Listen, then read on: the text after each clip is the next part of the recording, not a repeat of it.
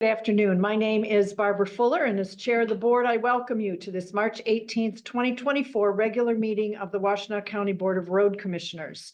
Our office coordinator, Aaron Smith, will describe how our meetings operate, how to access the agenda packet, and how people may participate remotely. Aaron. Thanks, Chair Fuller. There are multiple ways to make public comment during today's board meeting, whether you're joining us in person or virtually. If you're here in person and would like to make public comment, please fill out the sign-in sheet now. If you're joining us virtually, we will ask you to raise your hand at the appropriate time in the agenda. If you're joining us virtually or experiencing technical issues with audio or video during the meeting, submit a comment in the chat feature and our communications manager will help you troubleshoot. If you'd like closed captioning during the meeting, you will have to manually change your settings, click on the captions button and select show captions. The audio and video of this meeting is being recorded, and a link to the recording will be posted at wcroads.org in the next few days. There are printed copies of today's meeting agenda on the table near the front door, and it is also posted on our website. And now I'll turn it back over to Chair Fuller. Thanks, Aaron. I now call this March 18th, 2024 regular meeting to order and ask Aaron to call the roll. Chair Bart Fuller. Present. Vice Chair Rod Green. Present. Commissioner Gloria Yamas is absent at this time.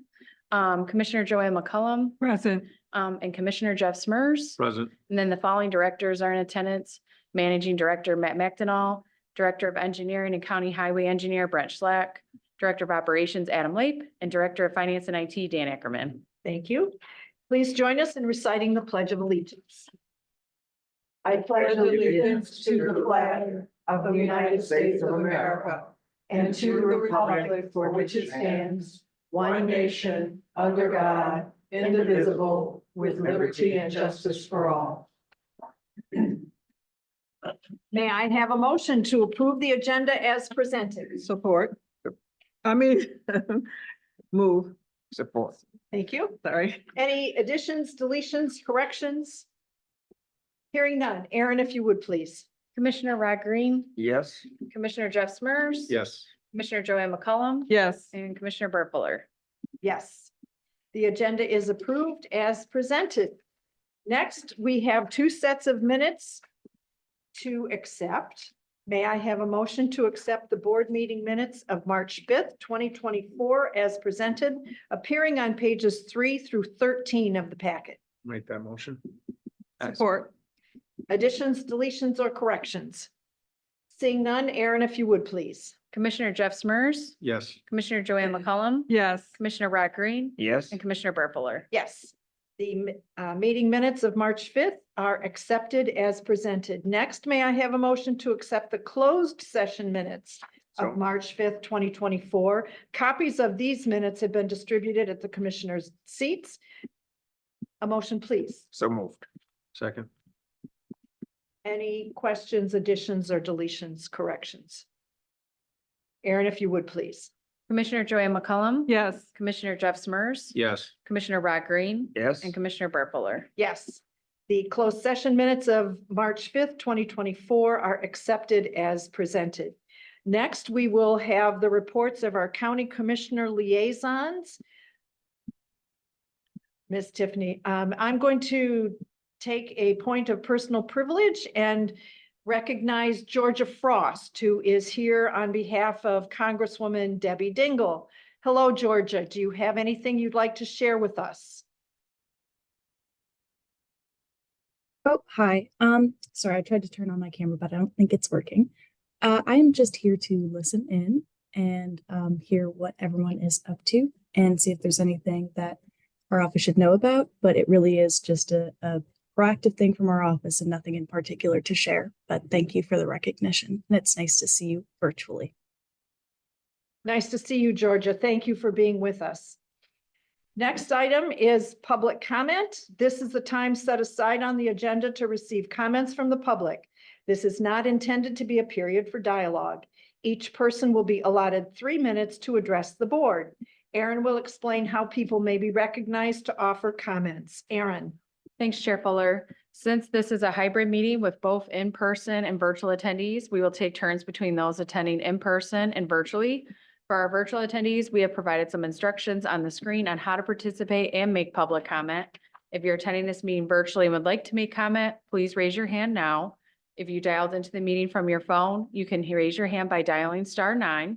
Our communications manager will unmute virtual participants with raised hands one at a time and will announce your username or last four digits of your phone number when it is your turn to speak. Please share your name and address before beginning your comments.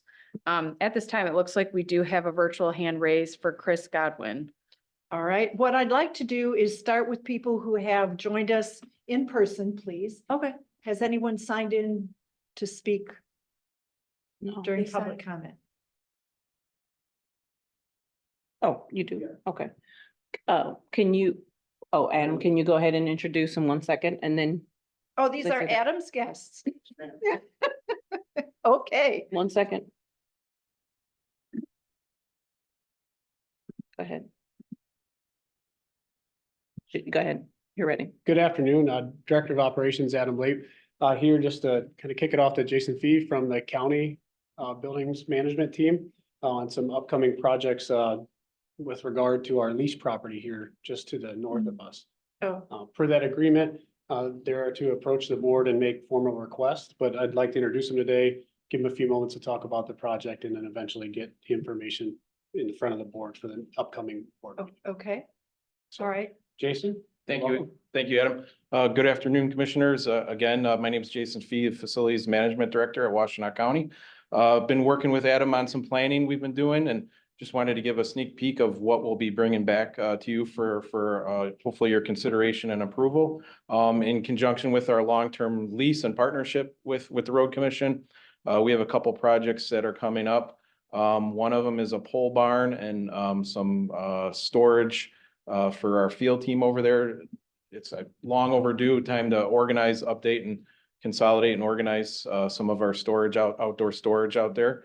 We're also we're looking at potential of extending our covered walkway for the employees in the back there. Just give them a little more weather protection. We also have a number of resilient Washtenaw sustainability goals on the horizon. So we're proposing and looking to install some solar panels on the building. And then also install some EV chargers in the grounds in the back for our internal fleet. And then potentially also some staff and hopefully the public as well. So just a sneak peek of what's going on and again with our long-term agreement and wanted to bring that forward today and let you know we're planning, and Adam's been great helping us out, giving us some feedback and looking forward to bringing it back officially in the near future and for your consideration. So thank you. How do you spell your last name, please? FEE. That's pretty direct. Thank you, Jason. No problem. Thank you. We look forward to hearing from you again. Thanks. Excellent. Thank you. Sir, did you want to comment? I'm with Jason. I'm the project Oh, come and introduce yourself for the record so that we have that. manager. It's very nice to meet you. Steve Wilson, Steve, I'm sorry? Wilson, Steve Wilson. Senior Project Manager for Washtenaw County. I will be running the show if this does kick off. And I'm the main contact for the project. All right, and I assume you folks know each other. Okay. Thank you, Steve. Thank you. All right. Chris Godwin, you're up. Okay, can you hear me? Yes. Okay, great. Thank you for having me. If As you you know, please my name- state your name and if you are willing to, your address, please. Sure. My name is Chris Godwin. I live in Linden Township at 11509 Joslyn Lake Road. I'm here today because I'm the chair of the Linden Township Local Roads Advisory Committee, and I've been the chair for a year, but I'm not here representing the committee. I'm here as an individual concerned citizen. I just, as a member of this committee, I've gained a lot of knowledge over the last year about the proper construction and maintenance of gravel roads. And out here in Linden Township, as I'm sure Commissioner Mers understands, the solid majority of our roads are unpaved gravel. And so what I want to talk about today is that there's a large and widely recognized body of literature that outlines best practices that should be used in order to properly renovate and maintain gravel roads. We in Linden Township and our committee have been studying this issue for the past year, and we have a wealth of information on our website that speaks to that. They're formal documents. We've had a couple of presentations that address that issue. And I'd just like to point to the Washtenaw County Road Commission commissioners that, and the public as well, they're welcome to come. And we encourage you to come to our website and have a look at our material so maybe you can get a better understanding of gravel roads. Most of the roads in Washtenaw County, it seems to me anyway, are paved. And my concern is that the Road Commission has a difficult time adopting and adhering to a number of these best practices. However, I want to very strongly emphasize that I do not believe that this is the fault of the personnel who do the work renovating and maintaining our gravel roads. My background is as a professional in environmental research, and in the area of environmental impact assessment and mitigation, there's a concept of best practices utilizing what we call best available technology. And I like to use the example of a cement kiln. The best practice for operation of a cement kiln would be to have no particulates or other pollution coming out of the stack. Now that's not possible using any technology that we have today. But using the best available technology, we can get those emissions down considerably. And I think that applies to how our gravel road maintenance operations can address gravel road conditions. And in order to do that, they have to have the best equipment that they possibly can. And I don't think that we are there as far as having the best equipment that we possibly can. And I would invite you to talk to the people that are on the ground doing the work in that regard, because they know more about it than I do. Now, another thing is that in order to do this, funding and other resources are necessary for the purchasing, operating, and maintaining this equipment. Mr. Godwin, Mr. Yes. Godwin, I need to interrupt you. Your time is up. Oh, my word. Okay, fine. I have written notes. I'll submit those. Do we have anyone else wishing to speak, Erin? Not at this time. All right. Thank you for your comments, Mr. Godwin. Next item on our agenda is public, written communications. Our written communications are on pages 14 through 18 of the packet. Commissioners, anything you wanted to draw our attention to?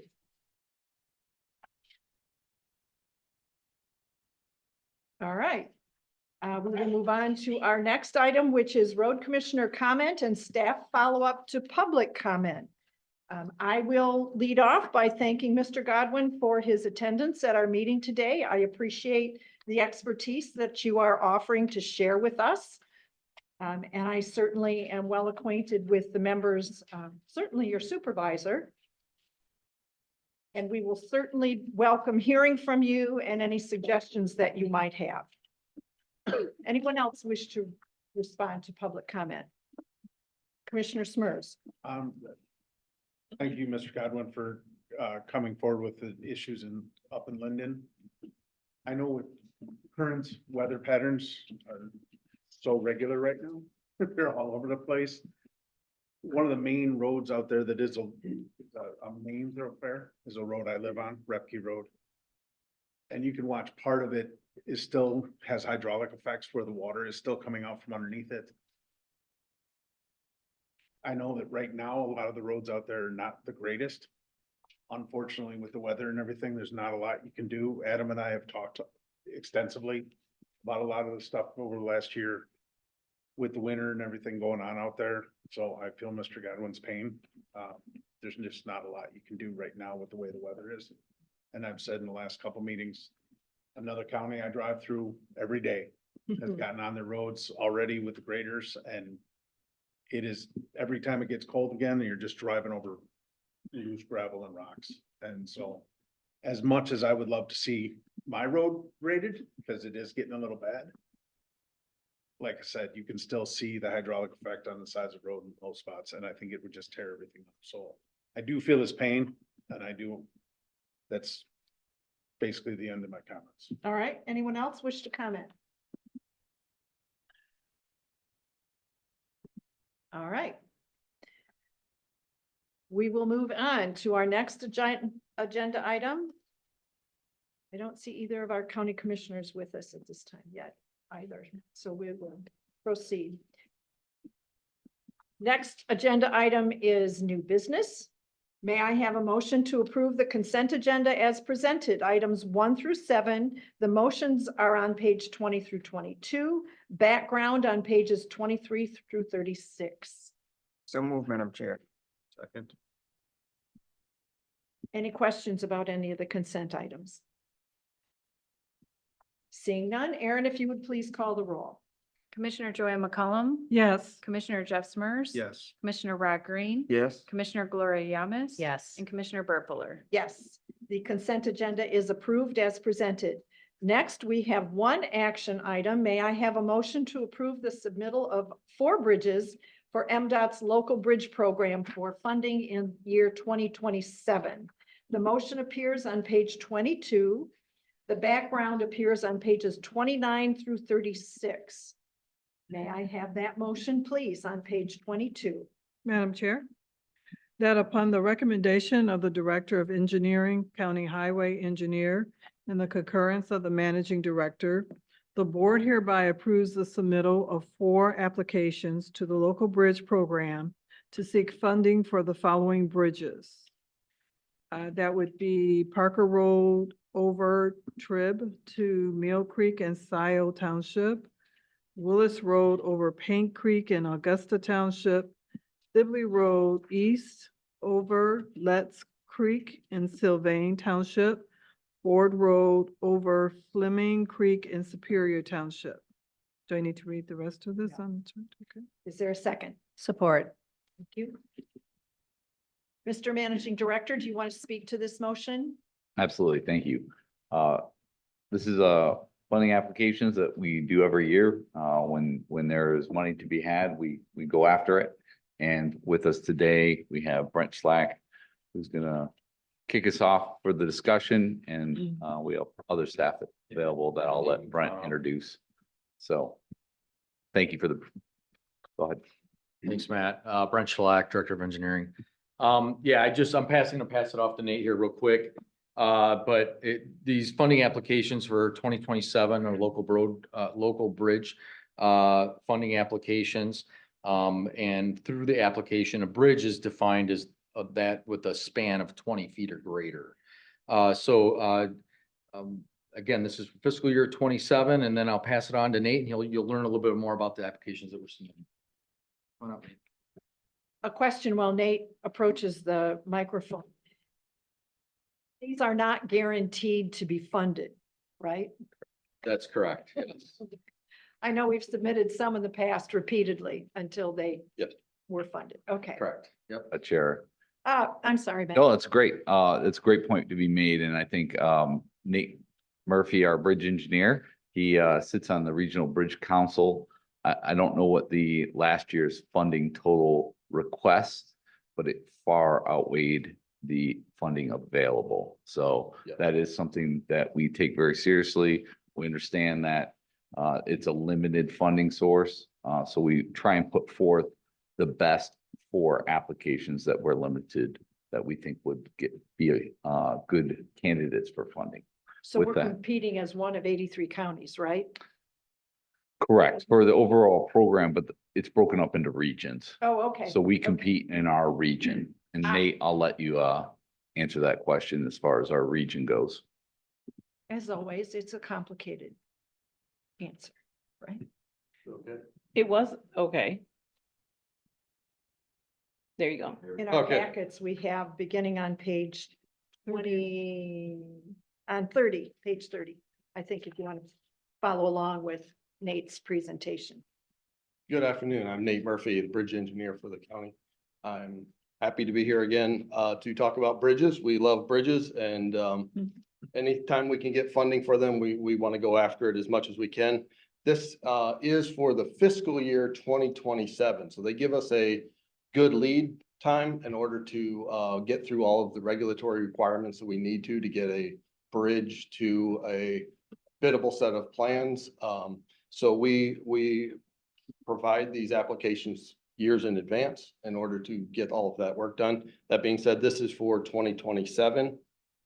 As was mentioned, the four that we are, well, backing up, we're allowed 4 applications through the MDOT LAP. We have taken a look at the list. So there's a initial scoring that MDOT puts out that you can request from them to provide what they see as the most important ones that float to the top, and they provide a scoring for all the bridges in our county and all of Michigan. That being said, we take that into account when we start looking at our bridges, because we know if their scoring is low, then the likelihood of us actually getting it funded is pretty low. So we want to heavily start with what their numbers show, because that provides us a good chance at getting the bridges funded. And then we look at our priorities. So the 4 that we have include Parker Road over the tributary to Mill Creek. That's in Scioto Township. If you can notice there, that says on system. This has to do with whether it is on a primary road more or less versus a local road. Doesn't always map that way, but pretty much for the on system, that would be roads that would get federal funding and those that would be considered on system. And the way the MDOT wants to use their funding is they have asked that 50% of the funding go toward on system and 50% go to off system. That being to help alleviate the off system problem that they have. We have quite a the score, the ratings of the off system bridges are in need of help, and so they're requiring 50% of the applications go toward, or 50% of the money go toward on system and 50 to off system. So we have identified which ones are on and which ones are off. Parker Road is an on system bridge. Willis Road over Paint Creek. This is an on system bridge. It's in Augusta Township. Is the second one. Third one is Sibley Road East over Letts Creek. So there's 2 on Sibley right there. And we're talking about the easterly one. And that is an off-system bridge in Sylvan Township. On the right side, we have bridge rehab. So there's different categories that you can submit for. The first being in the blue was the full replacements. And the other category I have here is for rehab. This one would be Ford Road over Fleming Creek. This is a superstructure replacement, meaning that only the deck, which is what you drive on, and then the beams that support the deck down to that level would be removed and then replaced. That being an on-system bridge in Superior Township. Commissioner McCollum has a question. Yes, when you said, so you said on system, off system, so the off system is that a primary road or? No, so off system would be a local road mostly. Oh, okay. So It doesn't map exactly perfectly.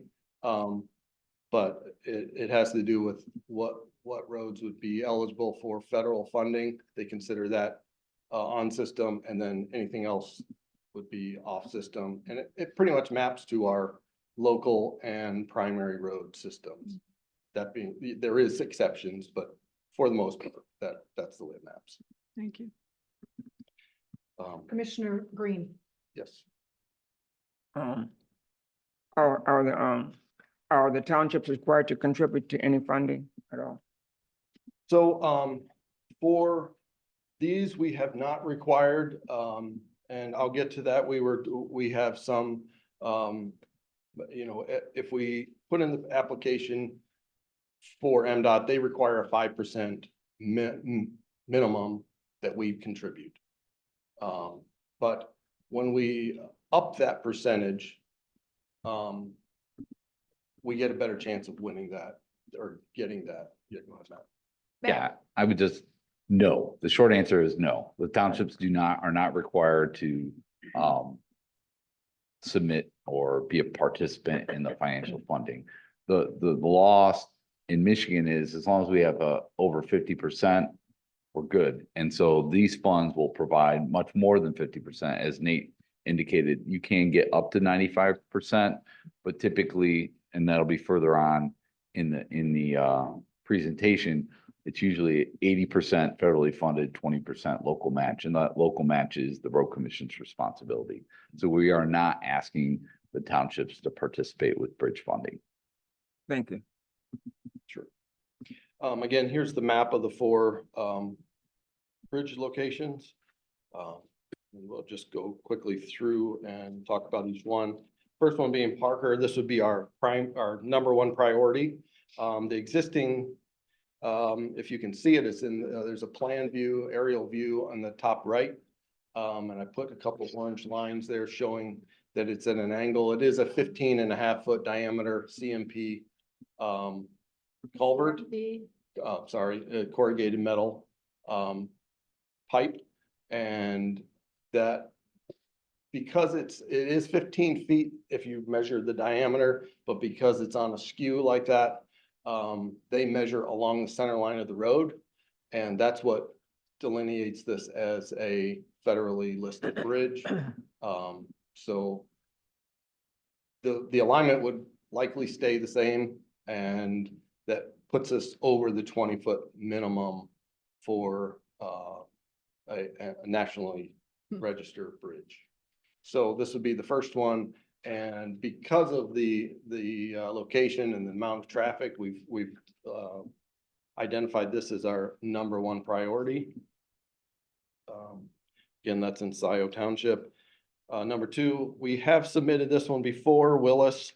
I should have said on Parker, that one does have a load rating as well. You can see a load limit. You can see on this one, I have a picture of that load limit. This is Willis Road that has a 426677. Those are the 3 types of trucks. That's the limit of the truckloads.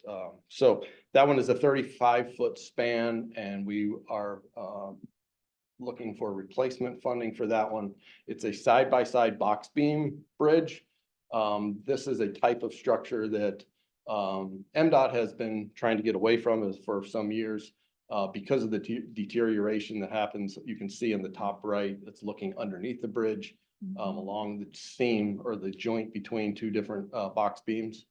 And that has been a real problem with this design. So we're seeking funding for that one. And this is a repeat application we have submitted this one before. Just once before? I believe, yes, once. Okay. One other note, when we do submit it again, that means it scored fairly well. And then also the ones that scored higher, typically maybe it may have been funded. So it moves up the list, so to speak. So that's the idea is, hey, this one did fairly well as far as scoring goes. There was many that were funded, so they came off the list. So the chances of it potentially getting funded is greater than the first time we applied. Commissioner McCollum. So, do you show, or is there more deterioration from the first time that you submitted it to this time? I don't believe that the load rating has increased, meaning that that has been reduced since that one. I do not believe. Last year we did not have it reduced. So Oh, okay. no, it would not. It is the same. That being said, we'll be inspecting this one. I think this is inspected this year. And that could change. What was the issue with these is they have pre-stressing strands in the box beams that, the deterioration, eats away at, and that's what brings down your load carrying capacity. Thank you. Commissioner Green. What is meant by a superstructure replacement? Okay, so you can kind of see it in this one. If you look at, can you see my mouse? No, you can't. Okay, so in the top left, it's just the left picture. You can see what is the, this one is not a superstructure replacement, so don't get confused. But superstructure means anything that is above where substructure is. Substructure being the abutments or piers, that'd be the walls or the center pier you would have in a two-span bridge. So that would be considered substructure. Above that would be the beams and the deck and the railing and anything up on the top, that would be that's called the superstructure. So Okay. when we get to Ford Road, I'll show you a picture, and Ford Road has the same issue as this one. It's a side-by-side box beam that's deteriorating. The abutments are not like this one. These abutments you can see you can see a lot of deterioration along the beam seats there where the beams set on the wall.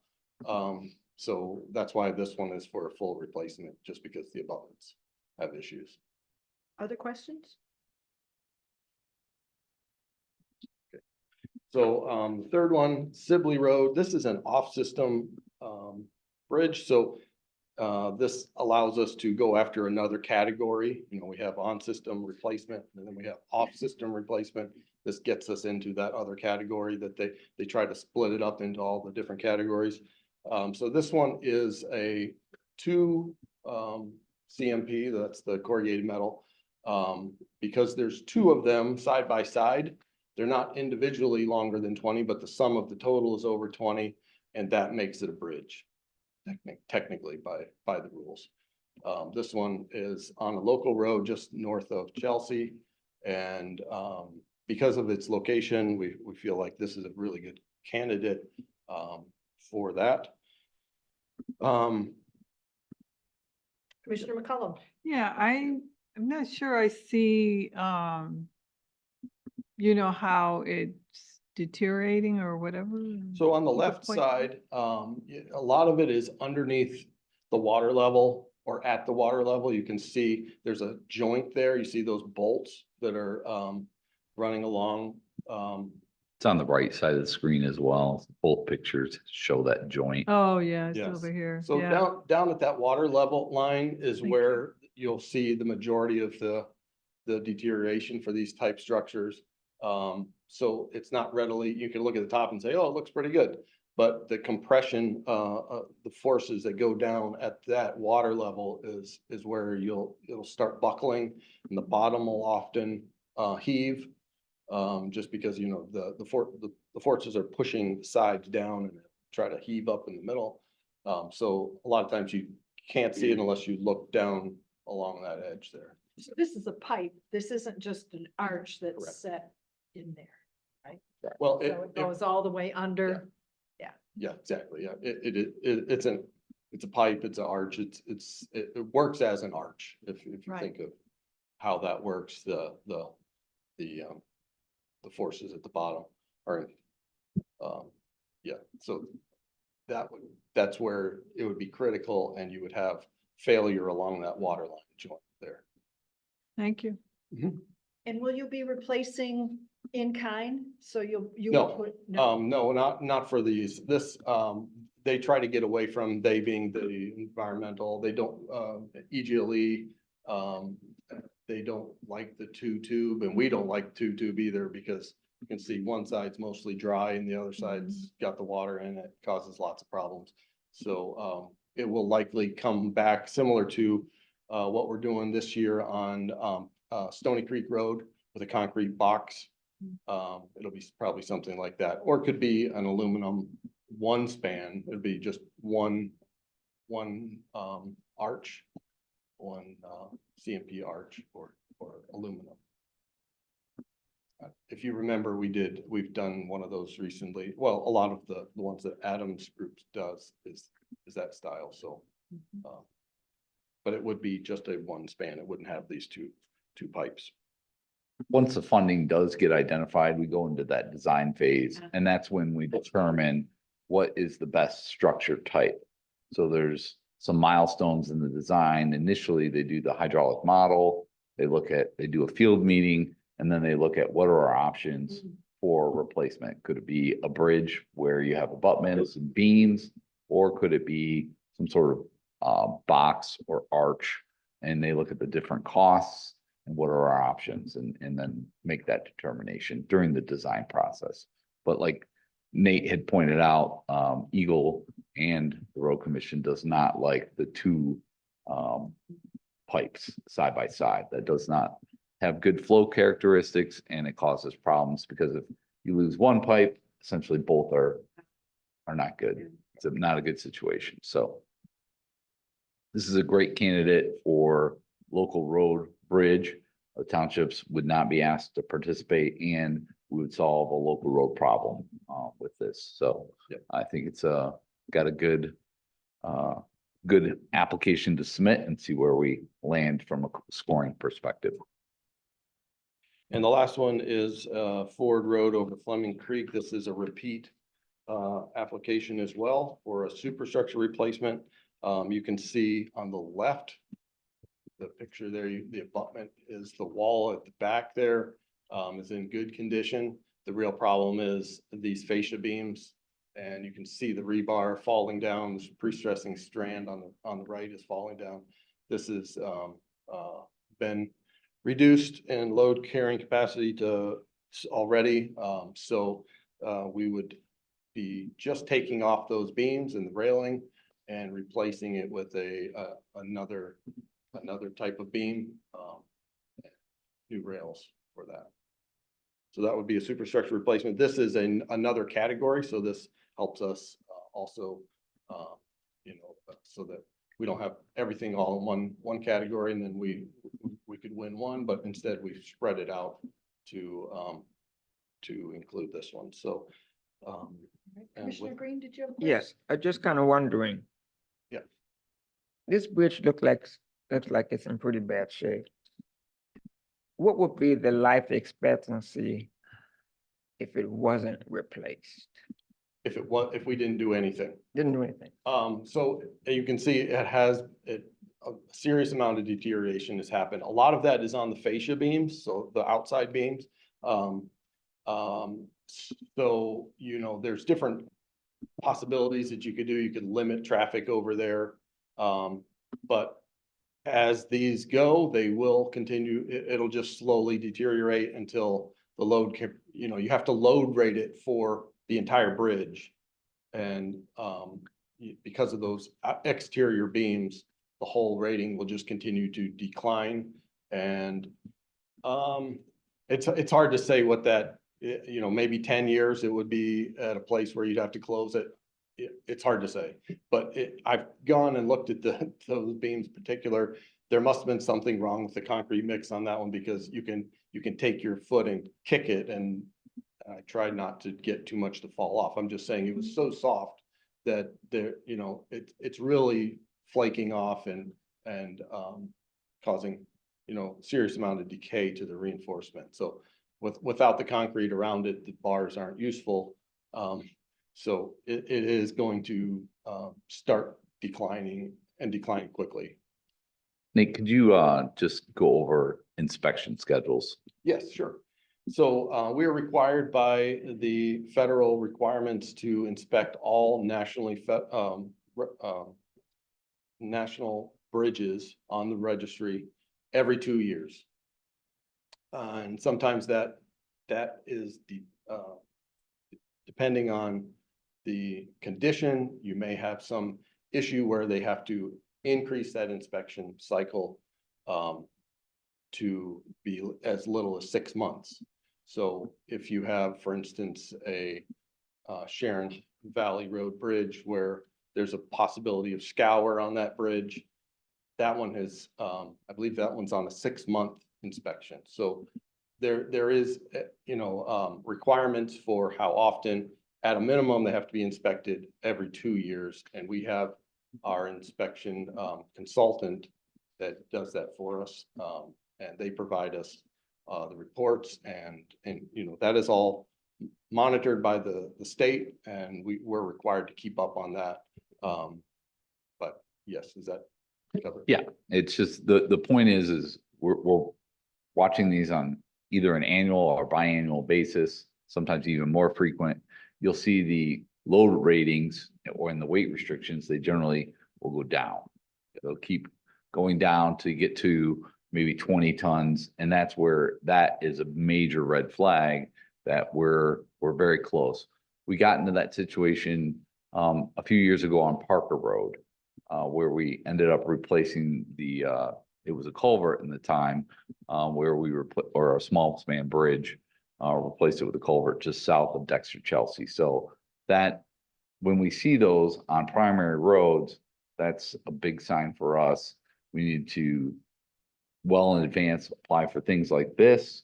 And then if it's not, we need to prioritize our Michigan transportation funds if we need to put the money all in without the grant and do something. So there's a variety of ways to accomplish that work. Fortunately, we do have time for this one. I don't anticipate it getting to that level in the next few years. So we're hopeful that we will be successful with this superstructure replacement. Again, the rehab or rehabilitation is less than a full replacement. So maybe that funding might fit well for this application. That's the hope. Questions, anyone else? I just- Jeff? This question, Commissioner Smers. Adam might be the one that has to answer this one. Do you know what the weight of one of the heavy trucks is when it's loaded with salt? How many ton or just how many thousand pounds guesstimate? Yeah, Adam Lake, Director of Operations, probably 60,000 pounds or less with our diminishing loads and some of the permitting we have for in the winter time. We're usually probably around that weight. So this bridge gets lowered again, can't even drive our own trucks over it. Yeah, and that's kind of add that a little bit to Nate. That's something we do face and have faced in the past where we start getting reduced, and we get to a point where maintenance becomes a bit challenging. We've actually purchased small little salt spreaders that go in our 1-ton, basically a pickup truck with a dump body on it. So we can kind of salt bridges like that. Kavanaugh Lake Road would be an example about 4.5, 5 years ago. That was prior to Nate's project, but that was something that he inevitably touched as we were working through that. So we've had to make some adjustments before. So yeah, they're definitely supported by operations when the engineering department wants to work on those. Thanks. Yeah, the final note I would say is we're submitting these with a 80-20 split. So that's upping our contribution from the minimum of 5% up to 20% to make these more attractive for winning. They do, that does contribute to the selection of the bridges. So we find that is a good place to be in terms of our participation, not getting too far over on our need, but also making it so that it's more attractive for the win of the application. So we get points when we It's considered. put more It's- into the yeah, Yes, pot. yes, it's certainly considered as part of that. The goal of these councils, when they're reviewing applications, is to address as many needs as possible. By putting more of our funding in, that may allow for more projects to be accomplished. So that's the mindset. I don't think you get any more points per the funding, but it's regarded very highly when they're trying to divvy up all the funding and accomplish a lot of projects. So we found it to be very successful strategy in making that request. Again, we could put 90-10, we could put 95-5, but we feel very strongly that we've got a pretty good track record of success with this strategy. Commissioner Green. So just a point of information. When it comes to bridges, there is never a township match. Is that incorrect or correct? I don't think never, I'd have to look back at our history. But currently, the last few years, we have not had any requests Typically there is. for making a bridge application on a local road. We have not said to the township, here's what you're being asked to participate in. That has not been the case. That's true with these. Correct. We're not with asking, all bridges. yes, correct. If, for instance, we have our local road matching program, Right. different, right? So, but it's the same subject. If we have a bridge on a local road and the township says, I want to make this a priority, we want to help fund this.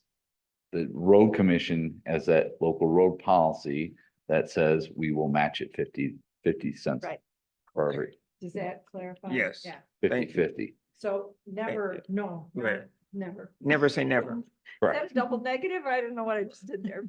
And I can't speak to the past. Aaron Burkholz has got a great history with the road commission and its bridges. On many. And I'm sure he's done a lot of local bridges and he might be able to speak to that. But I personally don't recall a time when we had a agreement for a federally funded bridge for local participation. I see. Yeah, so Aaron Burkholz, the Assistant Director of Engineering here at the Road Commission and the old engineer that's been called here.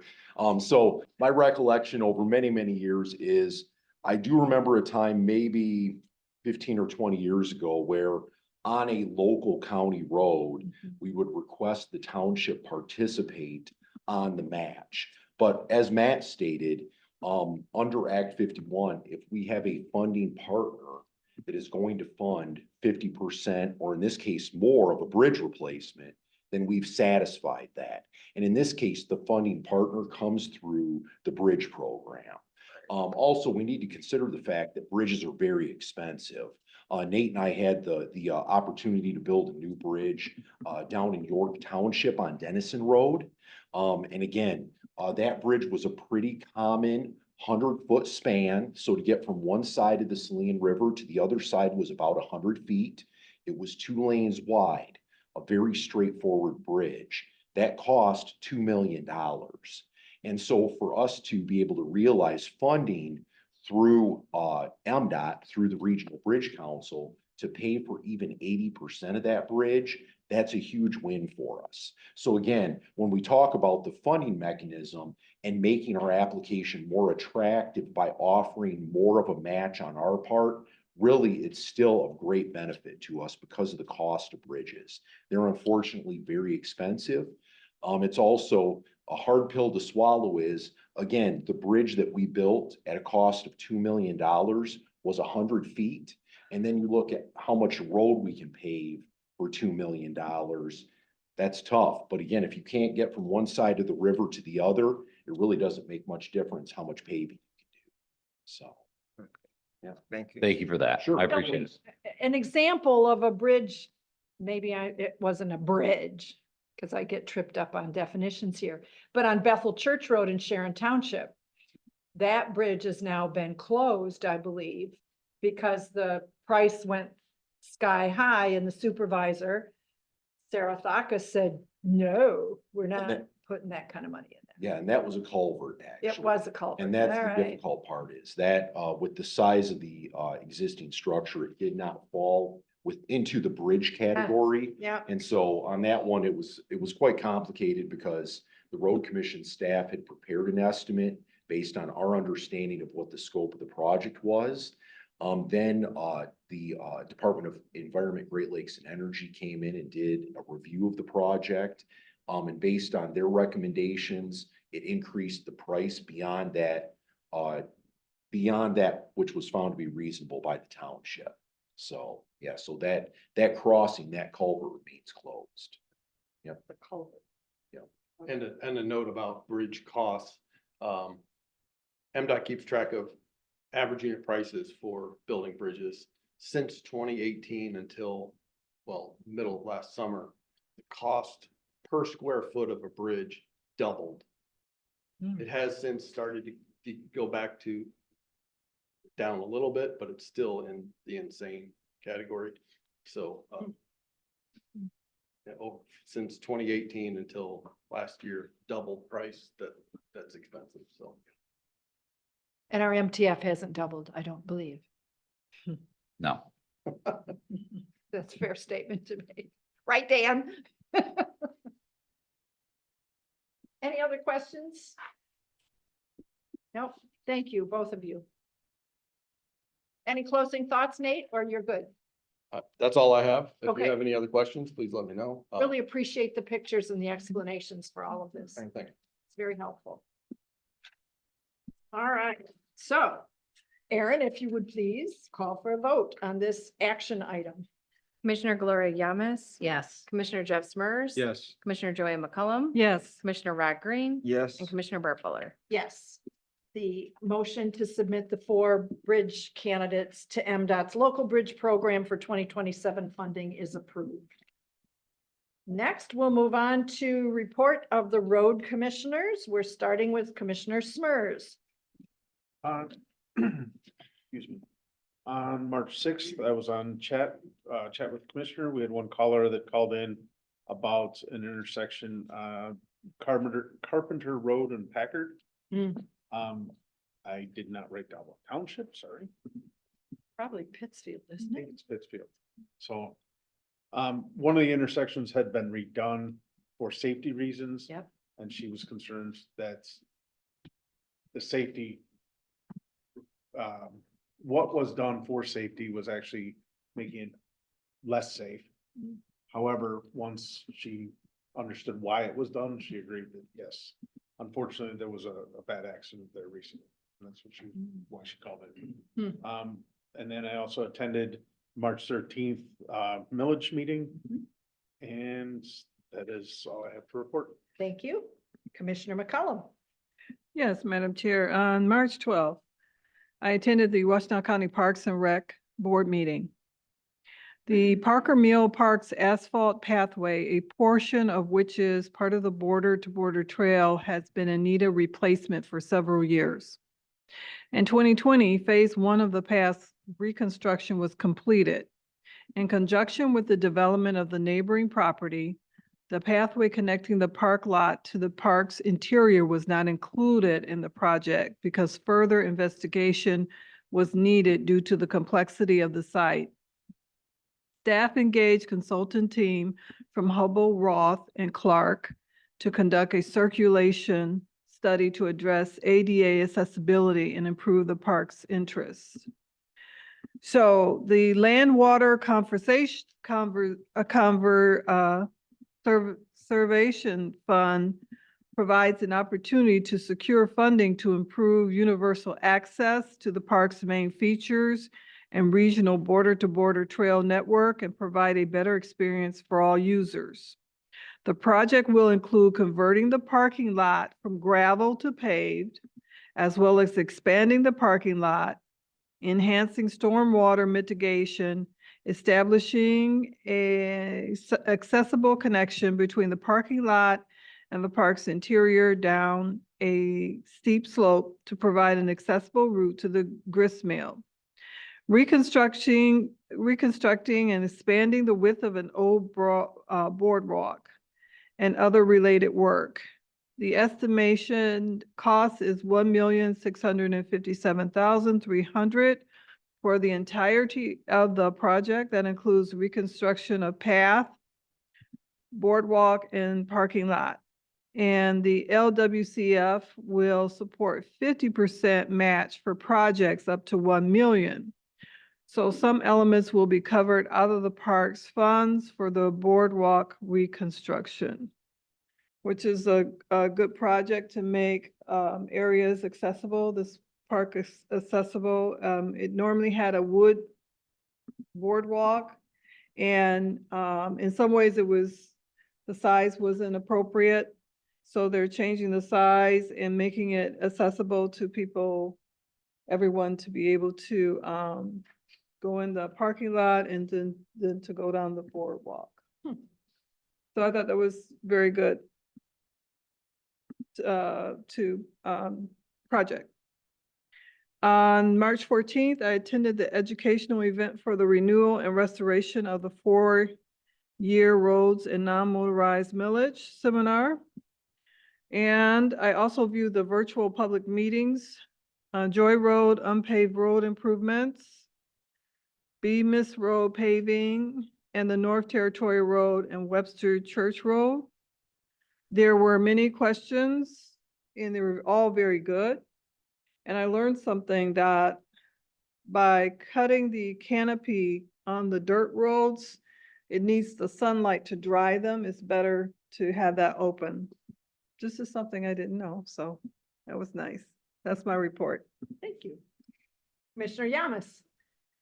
So I reviewed also and watched on YouTube virtual public meetings on North Territorial and Webster Church held on March 7th. And the virtual public meeting on the Bemis Road. Both were very well attended and the staff does an excellent job explaining and answering questions for the public. I also watched and reviewed the WCRC meeting on 3/5. I read the legislative updates from CRA on 223, 3/1, and 3/8. And that's the County Road Association. I know that we use acronyms all the time. I attended the millage information luncheon on 3/14 and attended the chat on 2/22, and there were no visits. And that is it. Thank you. Thank you. Commissioner Green. On March the 14th, I also attended the educational workshop on the millage to renew and restore. And that concludes my report. Thank you. On March 6th, I completed the Windows 11 update on my road commission laptop. I hope all of you have done the same. I haven't checked with Mr. Quinter to see, but that's an important step to take. They're trying to make sure all of the road commission laptops are standardized. And on March 6th, I also attended the County Board of Commissioners working session and regular meeting where the roads and non-motorized millage was discussed. On March 7th, I also observed the North Territorial and Webster Church Road Safety Project Zoom, and I want to compliment Becky Hool as the project manager, Emma Sharp, communications associate, Aaron Burkholz, the assistant director of engineering, and Brent Schlack, director of engineering. The dance that all of you do on these virtual meetings is really impressive. I mean, it reflects how well you work together and how you step in and answer questions very professionally. I don't think anyone ever feels diminished because one of you step in and answer a question. It's really impressive. I'd like to offer my special congratulations to the Washtenaw United District 3 Girls Hockey State Champions. And Aaron and Brent's team member daughters, Julia and Lily. My husband and I attended that game. It was great fun. The girls are really impressive. On March 13th, I attended the 2024 Roads Non-Motorized Millage Educational Breakfast as well. On March 13th, I was the road commissioner at Chat. We had no visitors. Also that day, I was contacted by Ed Noyola of the County Road Association. He's our legislative director, asking me to reach out to Senator Sue Schenck about Senate Bill 663, which is pending. And the upshot of that bill is to work on getting mineral well brine for dust control exempted from the Rules Promulgation Authority of Eagle. On March 13th, I attended the quarterly meeting of the Southwest Washtenaw Council of Governments, met at Sharon Township Hall. They expressed concerns about local control, which is a result of a recently passed and signed by the governor piece of legislation, which takes permitting for aggregate mining operations ultimately to the Michigan Public Service Commission.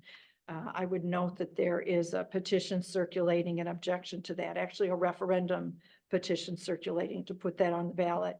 The next meeting of that group is scheduled for June 12th, 7 p.m. at Freedom Township Hall.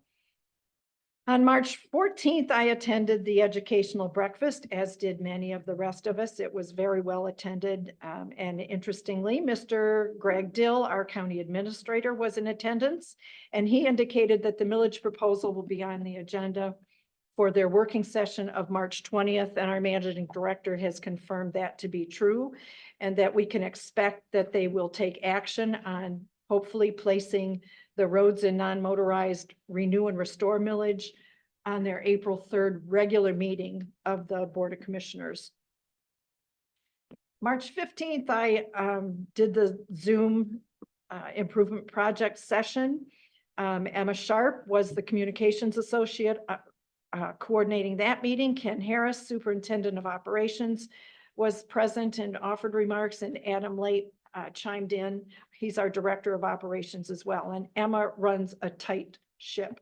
That woman keeps things moving. Just this morning, I sent a letter to Senator Shink's office via email regarding Senate Bill 663. And I want to thank Matt and Adam for responding so quickly this morning to sign off on that, so that I knew it to be accurate and the tone to be acceptable in terms of representing road commissions in general, but also our organization. And I'd like our managing director to speak, if you would, since Ms. Frost is here from the Congresswoman's office. There was a $1 million federal community improvement grant that we got word on with respect to Hewitt Road, I believe is where that project was located, which is really good news. And our appreciation to the Congresswoman for including that in her submissions for those this year.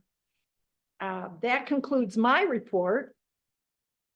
We can move on to the report of our managing director, staff, and any other updates.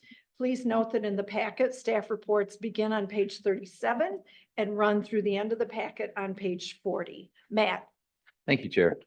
As you indicated, we are very excited about the Hewitt Road community project that we submitted. One of the requirements of the community projects is that, at least this round, that the project was in the TIP, that's the Transportation Improvement Plan. Hewitt Road was scheduled for resurfacing, but with these additional funds, we'll be able to reconstruct it.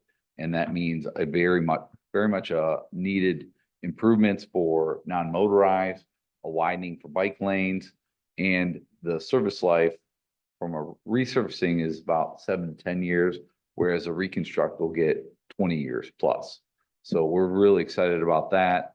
We're hopeful to get this money programmed, and then we'll start the design. You'll see something come forward in the coming months to start our preliminary engineering. I believe that's a fiscal year 2025. So that means the funds have to be obligated in 25, and given the scope of the work, we could obligate in 25 and really probably construct in 2026. So that's good news on that front. Special thanks to the Congresswoman for us, Georgia. Absolutely. Thank you very much. And we look for future opportunities to work with them. Commissioner McCollum. Matt, what is the total cost of the project? That hasn't quite yet determined. I don't recall. I think it was well over $1 million, because that section of Hewitt Road is from, go ahead, Brent, if you want to come on out. That section Like, okay, well. that section of Hewitt Road is basically from Packer to Hewitt. It's a shorter stretch, but it's a 5-lane section. So that 5 lanes reconstruct, plus you have curb and gutter. Likely we're gonna have to deal with utilities, storm sewer, sidewalk gap fill. So that cost is gonna be up there. We got an additional $1 million. Brent, what was the original cost? Yeah, Brent Shellac, Director of Engineering. The application was for $1 million. Our tip amount, or amount that we had programmed, was $240,000.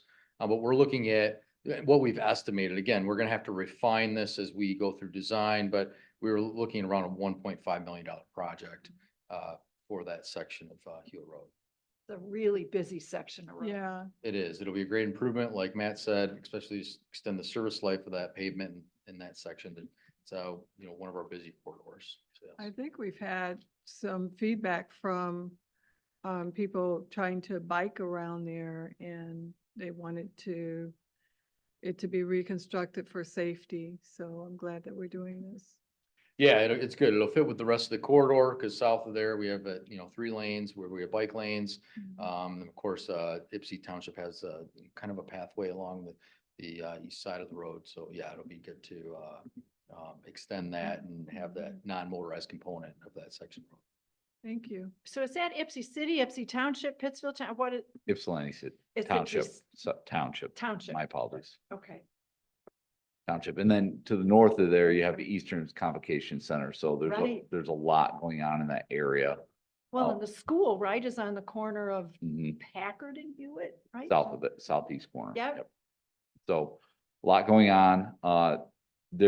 As we talked about, when we're going after funding, we also have skin in that game as well. Yeah. We'll have a local match. We'll also be responsible for the preliminary engineering, kind of the soft costs, the engineering for design, construction, and then there'll be right-of-way acquisition. So when we're expanding the footprint of the road, right now, we're kind of really wedged in the existing right-of-way. We're likely going to have to purchase right-of-way to expand and do gap filling for non-motorized as well. So there'll be costs involved, but that all come in due time to the board for consideration. And as always, you're working with local people so they know what's happening. Yeah, we haven't done a project announcement on that one yet. It's been a little far. And we don't want to get ahead of other folks as well to announce the good news. I think there was a press release. I don't think There- I shared anything. No, you didn't. You didn't. You did not. We typically will wait till it gets added to the tip, and we'll hear that from Watts and Semcog. So those are our planning organizations that we want to make sure everything is secure and programmed, because they do a lot of our public engagement when it comes to federally funded projects, and then we'll go in lockstep with them. Thanks, didn't mean to No, derail you. no, that's great. Several of you mentioned the village education meetings. I thought they went very well. Very appreciative for the elected officials for taking the time out of their schedules to come and hear about this important renew and restore millage. I'm excited to share. I looked at the Board of Commissioners agenda where the topic is on the agenda. We have a resolution for the first reading. As you recall, you have to do a first and then a second reading, then you make your way to the ballot. So this is one step of two. I plan to be in attendance for the meeting, just in case there's questions. Don't anticipate anything. I'm not making a presentation, but if there are questions, I'll be there along with Coy Vaughn. I confirmed he will be in attendance as well. So this week is an exciting and busy week. We have the County Road Association's conference in Lansing. Many of you will be attending. I'm excited to be there as well. I'll be there Tuesday and Wednesday, but then making my way back for the BOC meeting Wednesday night. And then there'll be staff there as well for Thursday's organizational meeting for CRA and some of the Impress Awards. So just wanted to make you aware of my schedule. Also, on a personal note, I am headed on vacation as of this Friday, and I'll be back on April 1st. There's a lot of spring breakers in Michigan heading south. I'll be joining that crowd along with my family. But rest assured, Adam Lape and others will be here. If you are in need of anything, Tiffany in the administration, Nicole, and Adam Lape will be running point for us. So with that, I'll go ahead and turn it over to our director's reports. Up first, we have Dan Ackerman for Finance and IT. Good afternoon, Board. Dan Ackerman, Director of Finance and IT. Barb, I thank you for bringing up the Windows 11 upgrade that you went through. Chris and Josh are about 62% complete with that, and a majority of the other users have already scheduled their appointments. There may be one or two commissioners that still have to schedule that, so if you could do so, we'd appreciate it. A link was sent via email to schedule a time, and if you have any issues with that, you can just contact IT, and they'd be more than happy to help you. So So who else has done it besides me? You've done the upgrade? Yes. Okay. Rod, have you made an appointment? Yes. Good. I made an appointment. We're gonna go with that. I like Windows 11. I just had not made the appointment yet. Ah, all right. I do want to add, there's been very few issues with the conversions and after, so, but yeah, if you can take care of that for us, that would be great. So that'd be one more project for IT to finalize. And also, thinking back to the state of IT last year when Chris Quinter presented to all of you, we mentioned our main server, is going to need to be replaced. So Road Commission IT staff has been going back and forth with our managed service provider to come up with the best possible replacement. That's something that you don't want to go past end of life. We're so reliant on it and really controls many, many things. So we're hoping to get something to the board, next board meeting for approval. And then obviously it takes time to build things and install and so on. But just want to give all of you a heads up on that. So looking forward to that project. And then for finance, we're knee deep in first quarter budget meetings. Later this week, I'm meeting with department heads to go over their departmental budgets. We've met as a leadership team and talked about projects where we ended up year-end 2023. So lots of good discussions and more to come on that. And again, that's going to be on the April 16th working session along with our discussion of our financials. And been working with Plant Moran. We're close to having the final reports and the PowerPoint presentation that we'll provide to Aaron and get that to you well in advance of the meeting. Also, I've been working on the 2023 Act 51 report. Not due until May, but it's a heavy lift and we want to make sure that we meet all the requirements and deadlines for that. So I'm about halfway done, maybe 2/3 done with that report. So. When's it due, Dan? 1st of May, I believe. Okay, So plenty of time, but I don't want to wait till the last minute either. I hear you. Yeah. So, and that's my report unless there's any questions. Questions for Dan? Thank you. Great, thank you. Yeah. Next, we have Brent Schlack.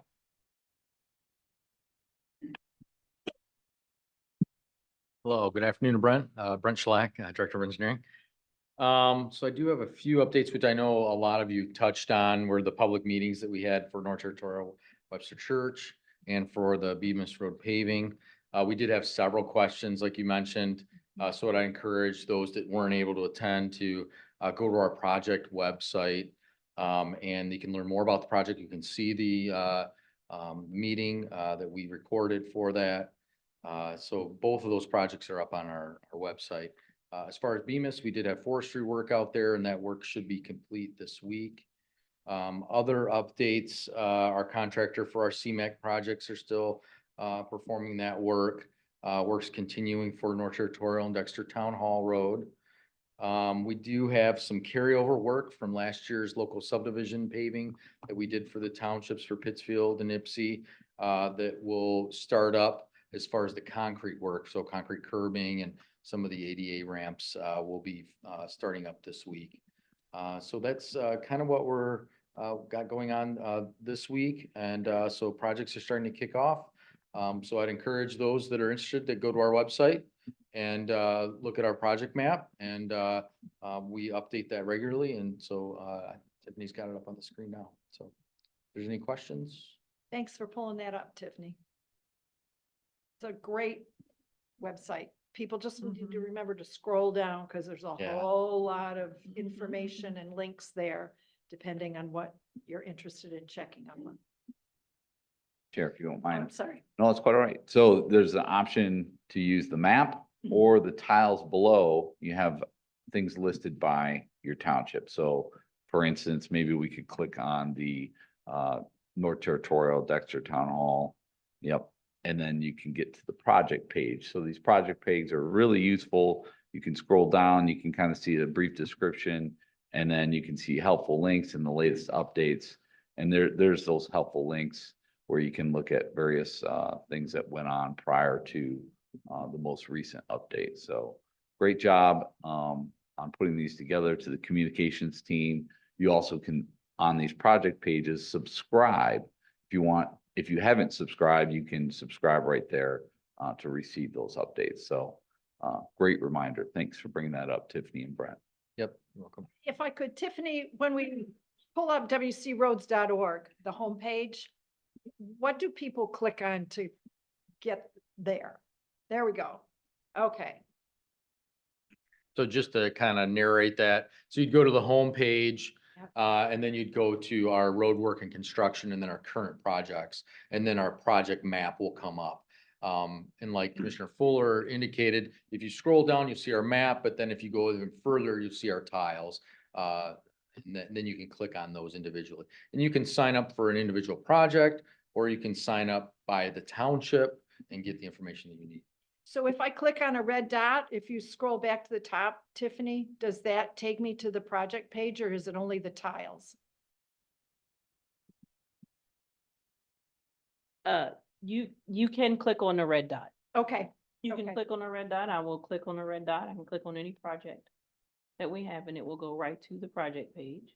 It'll go to Joy Road. More it'll show you, info. Yep. And you'll go to more info.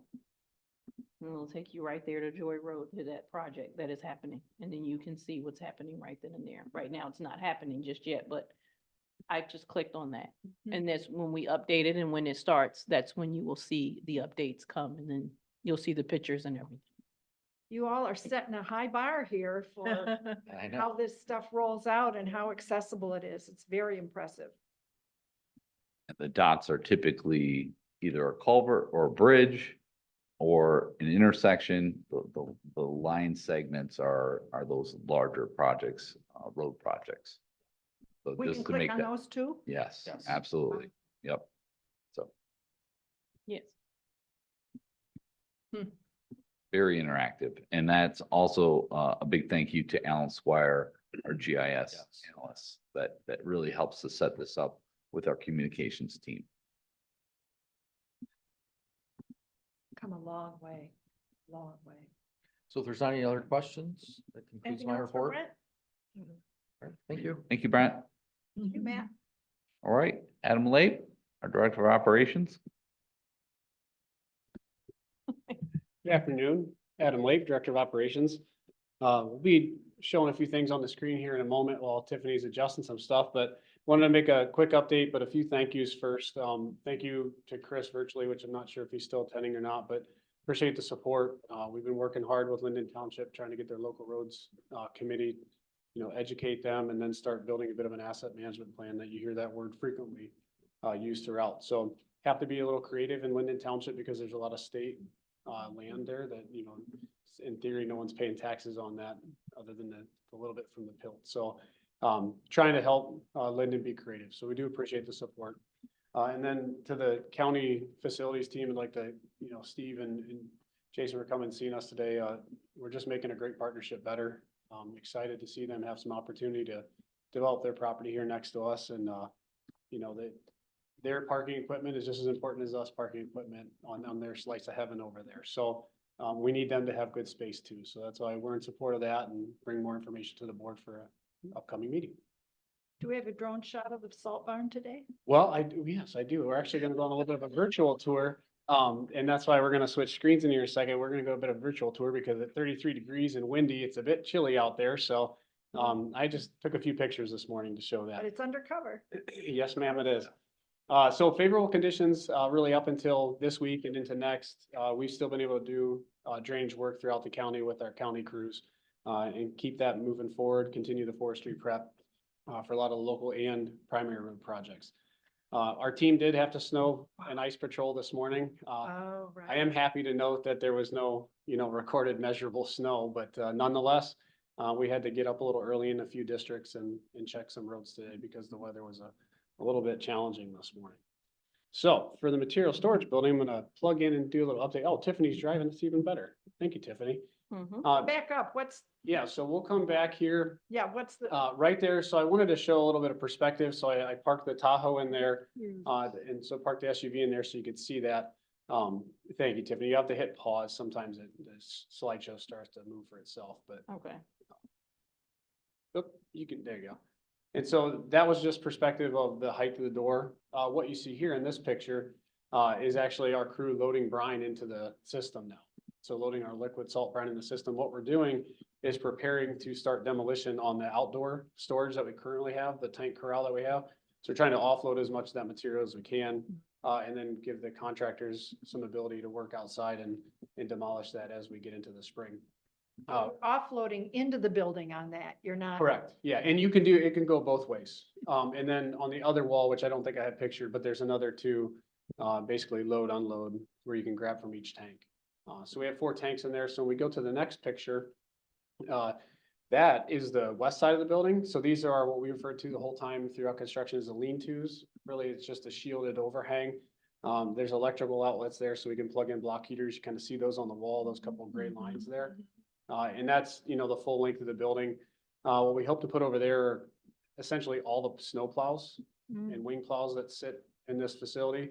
Obviously, when the wing plows are mounted in the winter, they're driving on the trucks, riding on the trucks, but the plows, thankfully, we don't have to use too often, so we can stack them in there, keep them under cover, and kind of clean up our site so it looks a little bit better. Hopefully be able to get some of the semi trailers in there as well. There's quite a bit of space there that we can take advantage of. So, and then I have another picture on the east side of the building as you get there, but some of this is just the valving, and this is really just me taking pictures for ourselves. But this is some of the valving that you'll see on for our brine system. And what this does is basically direct liquid to all those different lines and fitments that you saw on the outside of the building.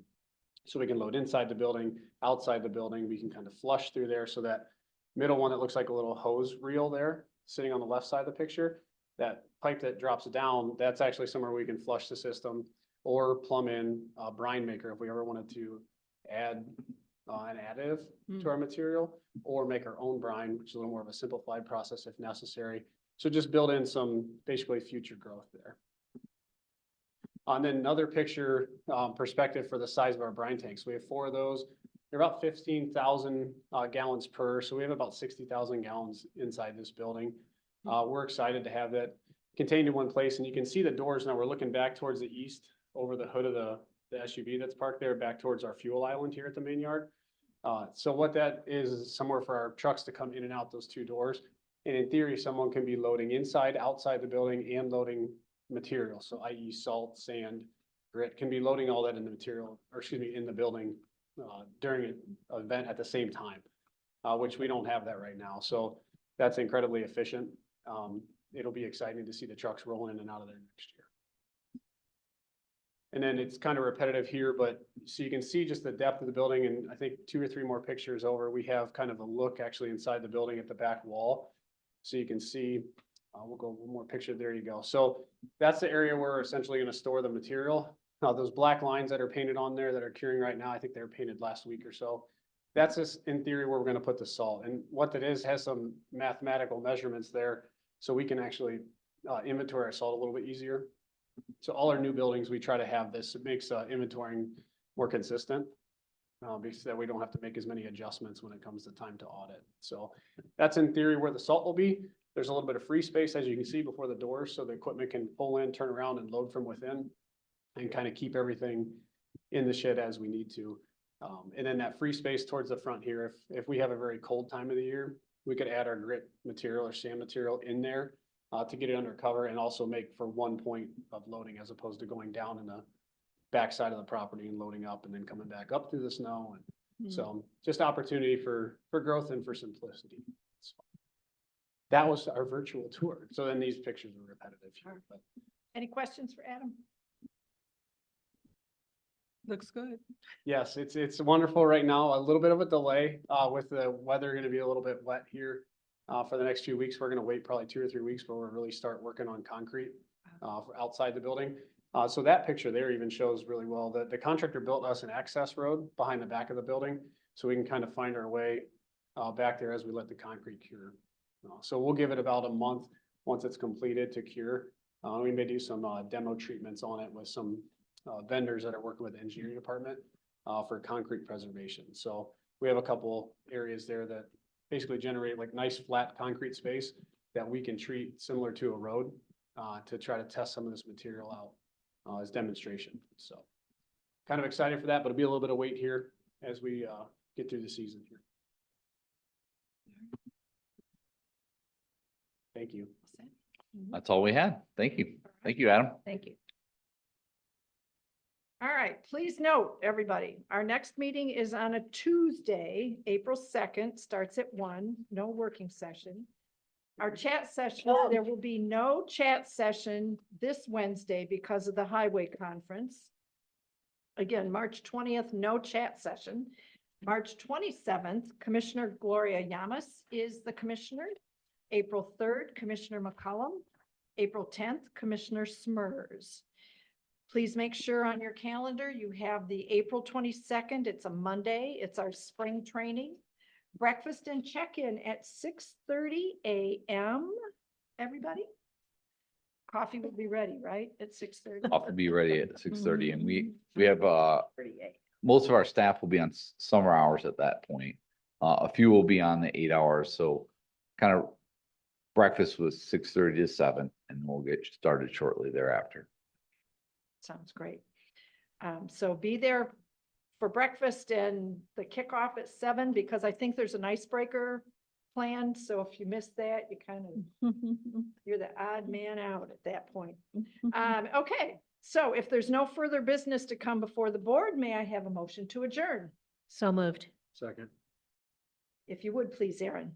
Commissioner Gloria Yamas, Yes. Commissioner Jeff Smers. Yes. Commissioner Joy McCollum. Yes. Commissioner Rod Green Yes. and Commissioner Bart Bullard. Yes, we are adjourned. Thank you, everyone. See most of you at the highway conference.